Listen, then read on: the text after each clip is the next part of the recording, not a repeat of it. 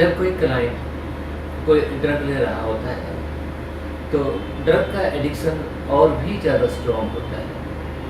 ये बहुत मुश्किल हो जाता है कि किस प्रकार वो अपने आप से छोड़े, या अगर वो छोड़ने के लिए हेल्प भी लेता है तो उसका भी नियम पालन करना उसके लिए बहुत मुश्किल हो जाता है, क्योंकि एक शरीर में एक आवश्यकता इस कदर बन जाती है कि वो उसके लिए जो वक्त आता है ड्रग लेने का, मचलता है, छटपटाता है और उसके लिए कुछ भी करने के लिए तैयार हो जाता है।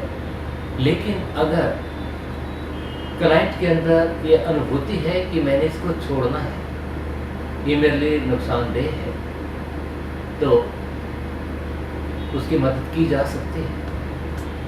पहले हम ये जानेंगे कि ड्रग्स क्या एक ही प्रकार की होती है या अनेकों प्रकार की होती है। ड्रग्स को 5 कैटेगरीज में आमतौर पे बांटा जाता है, क्योंकि अलग अलग ड्रग्स अलग अलग इफेक्ट पैदा करती हैं, असर अलग अलग होता है। कुछ डिप्रेसेंट होते हैं, यानी जो एक्टिविटी को स्लो कर देती है, धीमा कर देती है, और क्लाइंट उसके अंदर सुस्त महसूस करता है अपने आप। कुछ ऐसी होती हैं जो स्टिमुलेंट होती हैं, जैसे कैफीन, निकोटीन वगैरह होती हैं। इसमें स्टिमुलेशन महसूस करता है, एनर्जी लेवल अपना बढ़ा हुआ महसूस करता है। और कुछ नार्कोटिक्स होती हैं जिसके अंदर सेंट्रल नर्वस सिस्टम ही पूरा डिप्रेसिव हो जाता है।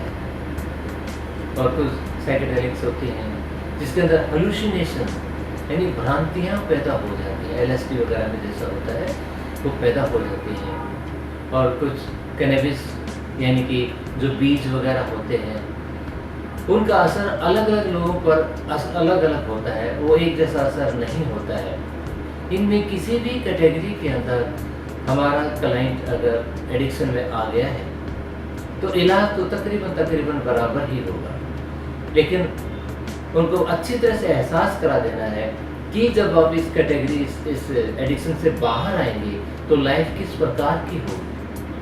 उनसे डिस्कशन करने के बाद उनसे समझना है उसकी चाहत क्या है, और वो हमने उसको एहसास भी कराना है थेरेपी के माध्यम से। ड्रग छोड़ना इतना आसान नहीं होता है, ये बहुत ही मुश्किल होता है, क्योंकि क्लाइंट इसके लिए हमेशा एक सब्स्टिट्यूट की तलाश करता है, उसे एक सब्स्टिट्यूट मिलना चाहिए। तो सब्स्टिट्यूट हम कोई ड्रग के रूप में दे नहीं सकते। हम ये नहीं कर सकते कि ज़्यादा पावरफुल ड्रग की जगह हल्का ड्रग दे दें, वो भी नहीं करेंगे, बल्कि ड्रग तो बिल्कुल बंद करा देंगे। उसके लिए सब्स्टिट्यूट देने के लिए हम उसको पहले 4 दिन अपने पास बुलाएंगे, कम से कम 4 या 5 दिन हर रोज़ बुलाएंगे, और साथ में सेशन करेंगे। सेशन के अंदर, हिप्नोथेरेपी सेशन के अंदर इमेजरी क्रिएट की जाएगी, जिसके अंदर एक कॉग्निटिव लेवल के ऊपर उसको ड्रग दिया जाएगा, यानी वो ड्रग का सिर्फ इमेजिनेशन किया जाएगा, और साथ में वो इफेक्ट क्रिएट करने के लिए मैसेज आप देंगे कि जैसा ड्रग लेने के बाद वो महसूस करता है उसी प्रकार महसूस करना शुरू कर देंगे। एक ट्रिगर भी बनाएंगे, क्योंकि उसका जो दूसरा वक्त होता है जिस पर ड्रग लेना होता है उस पर उस ट्रिगर का प्रयोग करके वो ड्रग ले लें। जब वो 4-5 दिन हमारे पास आ जाता है तो वो अनुभूति महसूस करने लग जाता है कि ड्रग लिए बगैर ही हम ड्रग का आनंद ले सकते हैं, क्योंकि उसको वो आनंद मानता है या सुख मानता है, वो हम ले सकते हैं, वो अनुभूति कर सकते हैं। तो जब वो मान लेता है तो वो उसका ट्रीटमेंट हम शुरू करते हैं। पहले एक पैकेज डील बनाएंगे, क्योंकि बहुत लंबा इलाज होता है, कई बार तो साल तक चल जाता है, नहीं तो 3 महीने से कम तो होता ही नहीं, 6 महीने 9 महीने कुछ भी लग सकता है। ये क्लाइंट पे और नेचर ऑफ ड्रग इन दोनों को ध्यान रखते हुए समय अलग अलग हो सकता है।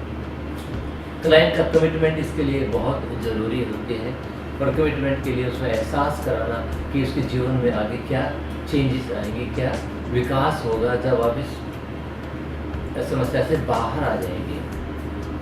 जब इलाज शुरू होता है तो पहले हफ्ते में आप हर रोज़ क्लाइंट को बुलाइए, हर रोज़ उसका हिप्नोथेरेपी सेशन कीजिए, और हर रोज़ सेशन के अंदर उसको ड्रग का अनुभूति दीजिए, साथ में ट्रिगर बनाइए। 7 दिन इस प्रकार आप करेंगे।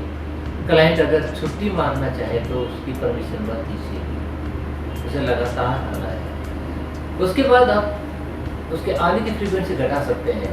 सेकेंड वीक ऑनवर्ड जैसे आप हफ्ते में 2 बार, और उसके 1-2 हफ्ते बाद और घटा देंगे, फिर हफ्ते में 1 बार, और अगर कई महीने हो जाते हैं तो 2 हफ्ते में 1 बार। यानी इस प्रकार धीरे धीरे उसका टाइम बढ़ाते जाएंगे, और हर सेशन के अंदर जितनी रिकवरी होती है उसके लिए उसको मुबारकबाद भी देंगे, उसको कंग्रेचुलेशन भी करेंगे कि आप बहुत सही ढंग से रिस्पॉन्ड कर रहे हैं। और साथ में जब पूरा इलाज हो जाता है वो इमेजिनेशन हर हफ्ता कराएंगे कि ये लाइफ आपकी है। और जब पूरा सेशन हो जाता है, सारे सेशन हो जाते हैं, यानी कि ट्रीटमेंट जब पूरा हो जाता है, क्लाइंट को फिर बुलाएंगे, उससे कंसल्टेशन भी करेंगे, और उस वक्त उसका जो आपने ट्रिगर बनाया है, ट्रिगर को आप हटा देंगे, क्योंकि अब उसे उस नशे की आवश्यकता नहीं है। हर सेशन में आपने डोज भी कम करना है, थोड़ा थोड़ा डोज कम करते जाएंगे, और उसका असर उसके ब्रेन के ऊपर वो महसूस करता जाएगा। इस प्रकार हम एक क्लाइंट को ड्रग से बाहर लाने में भी मदद कर सकते हैं। लेकिन बहुत कम लोग हैं जो साइकोलॉजिकल हेल्प के लिए आते हैं। आमतौर पे क्लिनिक पे तो बहुत कम आते हैं, लेकिन रिहैब सेंटर्स में तो हो जाते हैं। तो रिहेबिलिटेशन सेंटर जो भी हैं उनके अंदर भी ये प्रयोग किया जा सकता है। ये साइकोलॉजिकल सपोर्ट अगर दे देंगे तो उनको रिकवरी करने में और मदद मिलेगी। साथ साथ हमें ये भी ध्यान रखना है, जो ड्रग एडिक्शन है ये एक फैमिली की प्रॉब्लम है, एक क्लाइंट की या एक मेंबर की नहीं है। इसलिए फैमिली के जो दूसरे मेंबर हैं उनका भी काउंसलिंग साथ साथ करना जरूरी है। हो सके अगर जरूरत पड़े तो एक आध हिप्नोथेरेपी का सेशन भी किया जा सकता है, ताकि जब वो ड्रग छोड़ देता है तो कोई दूसरा मेंबर उसको शुरू ना करे और उसके बगैर ही वो खुशी खुशी अनुभव कर सके।